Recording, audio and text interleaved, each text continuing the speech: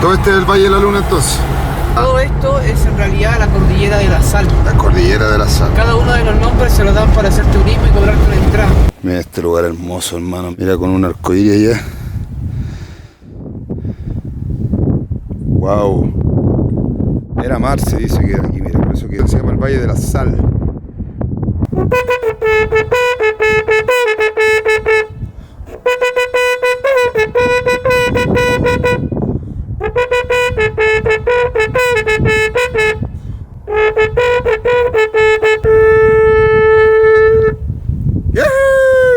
¡Konnichiwa, Pañi! Viene la lluvia, hermano.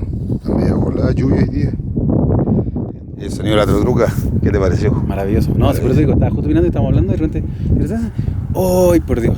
Hermoso. La conexión con la naturaleza. No, El Litrofilmo, que como te digo, yo soy Neculman. Te voy a buscar. Búscame en YouTube, estoy en todas las redes. Instagram, Facebook.